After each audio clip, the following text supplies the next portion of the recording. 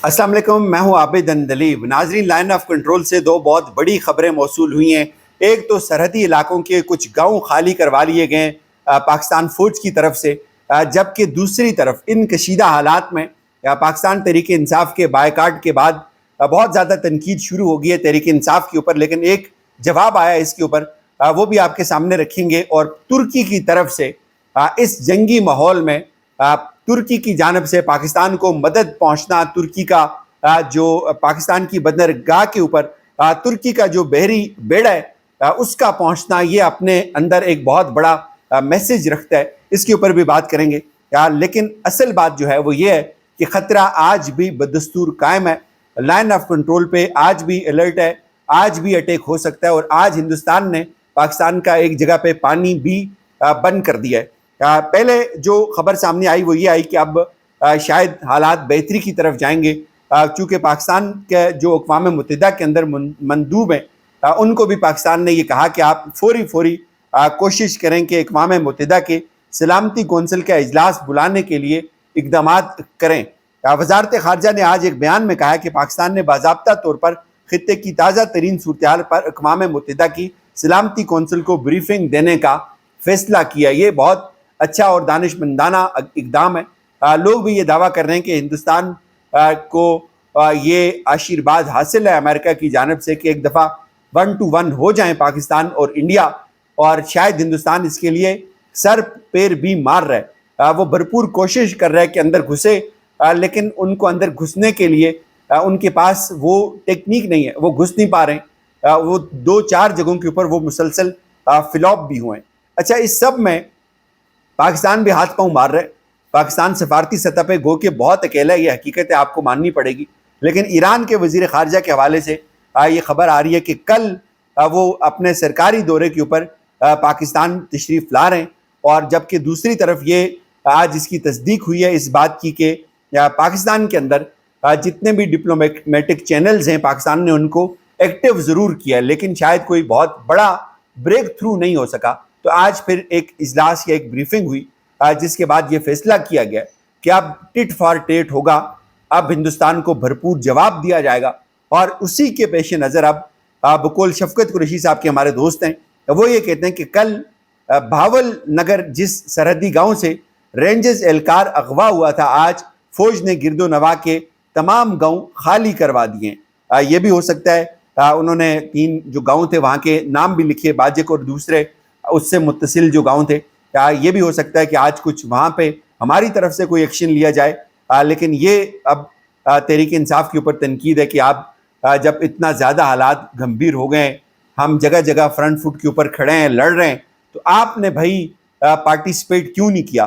तो हमारे एक दोस्त हैं सईद साहब, उन्होंने एक ट्वीट किया है। मैं उस ट्वीट की जो लैंग्वेज है वो आपके सामने रखना चाहता हूँ। बड़ा सख्त उन्होंने जो है वो इसमें जो मैसेज है उनका सईद बलोच साहब का, वो बहुत सख्त है, बहुत सख्त उनकी उसमें लैंग्वेज है।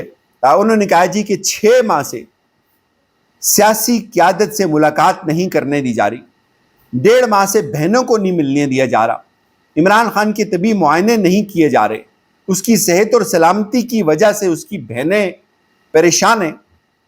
इमरान खान और उसकी जमात को भारत से बड़ा दुश्मन बनाया हुआ है, मुकदमात अदालतों में चलने नहीं दिए जा रहे, जमानतें नहीं होने दी जा रही। इसके बावजूद फ़ौज की जानिब से दी जाने वाली ब्रीफिंग में शिरकत ना करने पर PTI को हतफ़ तनकीद बनाने वाले इंतहाई कमज़र्फ़ हैं और ये बग़ैरती हो सकते हैं जो ज़ालिम को बुरा भला कहने के बजाय मज़लूम को बुरा भला कह रहे हैं। जबकि दूसरी तरफ पाकिस्तान तहरीक इंसाफ की जो क़यादत है उन्होंने भी इसको रिस्पॉन्ड किया है। साहबजादा जो हैं अख़वानज़ादा हुसैन अहमद साहब, उन्होंने कहा कि आप कह रहे हैं कि मुल्क को ख़तरात दरपेश हैं, इसलिए हमें इत्तेहाद और इत्तेफाक का मुज़ाहरा करना चाहिए, नहीं तो हम मुल्क दुश्मन हैं। अवाम के हक़ में हुक्मरानी पर डाका डालने से बड़ी मुल्क दुश्मनी क्या हो सकती है। ये हुकूमत यकीनी तौर पर जाली और अवाम की तायद से महरूम है। अगर ये वाकई अवाम की यकजहती में संजीदा है तो इन्हें इनके चलाने वालों को मालूम है कि वो किसके साथ खड़े। जुनैद अकबर साहब ने कहा है कि आप हमें नंगा करें, FIR काटें या फाइलें बनाएं, लेकिन इस मुल्क के नौजवान ने عمران خان والی تاریخ پڑھی ہے، اسے پتہ ہے کہ تم کتنے بہادر ہو۔ میں آپ کو سمجھانا چاہتا ہوں کہ آپ اور عوام کے درمیان فاصلے تب ہی کم ہوں گے جب عمران خان آئے گا اور آپ کے حق میں بات کرے گا۔ یہ انہوں نے جواب دیا ہے۔ اس کے بعد تحریک انصاف کی جو کمیٹی کی سیاسی صورتحال ہے، جو سیاسی کمیٹی ہے، اس نے اپنا موقف دیا ہے۔ انہوں نے کہا جی کہ کسی بھی بیرونی جارحیت کی صورت میں ہم ملک اور قوم کے دفاع کے لیے صف اول میں کھڑے ہوں گے۔ پاکستان تحریک انصاف کی جو سیاسی کمیٹی ہے وہ یہ کہتی ہے کہ ہم سمجھتے ہیں کہ حالیہ حساس حالات میں حکومت کو فوری طور پر آر پارٹیز کانفرنس بلانی چاہیے تھی، تاہم تمام قومی جماعتوں کو اعتماد میں لے کر ایک مشترکہ لائحہ عمل ترتیب دیا جاتا۔ بدقسمتی سے حکومت نے یہ موقع ضائع کیا۔ نہ صرف اے پی سی نہیں بلائی گئی بلکہ اس کی جگہ حکومتی وزراء کی طرف سے ہم پہ بڑی سخت تنقید بھی کی گئی۔ یہ انہوں نے اس کا جواب دیا، یعنی تحریک انصاف یہ سمجھتی ہے کہ ہمارے ساتھ زیادتی ہوئی ہے، ہمارے ساتھ انہوں نے فراڈ کیا ہے۔ آل پارٹیز کانفرنس بلانی چاہیے تھی لیکن وہ نہیں بلائی گئی، اور اب چند لوگوں کو تنقید کا نشانہ بنایا جا رہا ہے، جبکہ تحریک انصاف کی جو دیگر قیادت ہے وہ یہ سمجھتے ہیں کہ بھائی ہم نے بالکل ٹھیک کیا، ہم اس کا حصہ نہیں بنے، ہمیں یہ سوٹ کرتا تھا، ہمیں یہی کرنا چاہیے تھا۔ یہ اس وقت ظاہر ہے اب اس کو ہندوستان کا میڈیا کس طرح سے پورٹرے کرے گا۔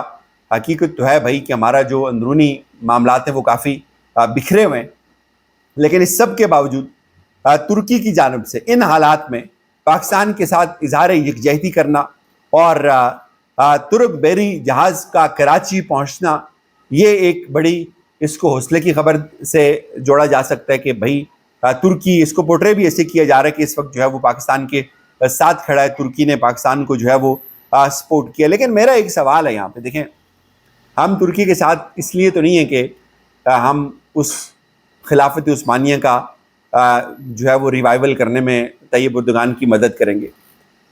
ہم اس لیے ہو سکتے ہیں ترکی کے ساتھ، یا ہماری قدیم تہذیبی یا ثقافتی رشتہ ہے، یا ترکی کے ساتھ ہمارا مذہبی رشتہ ہے کہ ہم مسلمان ہیں، ترک بھی مسلمان ہیں، تو مشکل وقت میں ہمارے ساتھ کھڑے ہو جائیں گے۔ تو میرا سوال یہ ہے بھائی کہ بہت سارے لوگ اس کو سیلیبریٹ کر رہے ہیں، بہت اچھی بات ہے، کرنا چاہیے۔ اس وقت جو ہمارے حالات ہیں، یہ چھوٹے چھوٹے ایونٹس جو ہے وہ ہمیں اس وقت درکار ہیں، کون کہاں پہ کھڑا ہے، کس کی طرف سے کیا سٹیٹمنٹ آ رہی ہے۔ لیکن اگر بات صرف اتنی ہے کہ وہ مسلمان ہیں اور ہم بھی مسلمان ہیں، تو ہندوستان میں بھی ہمارے جتنے مسلمان تو اب بھی ہیں، تو ان کی ہمدردی پھر ان کے ساتھ بھی ہونی چاہیے۔ میں اس سے ایک سوال کرنا چاہ رہا ہوں، جو لوگ یہ کہہ رہے ہیں نا کہ ترکی کا جو بحری جہاز آ گیا یہ ہماری بہت بڑی فتح ہے، نو ڈاؤٹ، میں یہ نہیں کہتا کہ یہ کوئی بہت بڑی کامیابی نہیں ہے، لیکن ترکی کے پاس اور بہت سارے جدید ہتھیار ہیں، بہت سارا جدید اسلحہ ہے۔ آئی وش کہ وہ بھی آنا چاہیے، بحری جہاز تو ان کا آ گیا۔ لیکن اگر آپ صرف یہی دلیل دیں گے نا کہ وہ مسلمانوں کی بنیاد کے اوپر کر رہے ہیں، تو مسلمان ہندوستان کے اندر بھی ہیں، پھر آل سعود کو بھی، پھر باقی جو مڈل ایسٹ کے ممالک ہیں ان کو بھی اسی طرح ہندوستان کے ساتھ چلنا چاہیے۔ بات جو تعلق استوار کیا جاتا ہے انٹرنیشنل ریلیشن کے اندر، وہ اپنے انٹرسٹ پہ استوار کیا جاتا ہے، وہ نیشنل انٹرسٹ کو دیکھ کے بنایا جاتا ہے۔ ترکی کا زیادہ فائدہ شاید ہم سے زیادہ اس کو ہندوستان سے پہنچ رہا ہوگا۔ ہندوستان بڑی مارکیٹ ہے، اکانومی اس کی بہت سٹرانگ ہے، تو ہم کہاں پہ کھڑے ہیں؟ صرف مسلمانی کو ہم کب تک بیچیں گے؟ دنیا میں یہ چیزیں نہیں بکتی، دنیا میں پروفٹ بکتا ہے، دنیا میں جو کمپریٹیو ایڈوانٹیجز ہیں وہ بکتے ہیں، دنیا میں اپنی بقا بکتی ہے۔ آپ کس طرح سے امریکہ کے لیے، آپ کس طرح سے چائنا کے لیے ہیلپ فل ہیں؟ ہم جس طریقے سے ہیلپ فل رہے ان بڑی پاورز کے لیے، وہ اب دنیا اس کو نہیں لیتی۔ ہم نے جو پروڈکشن کی ہے یہاں پہ جو خواجہ آصف کے بقول، اب دنیا اس کا انکار کر چکی ہوئی ہے۔ اجازت دیجیے، اپنا خیال رکھیے گا، خدا حافظ۔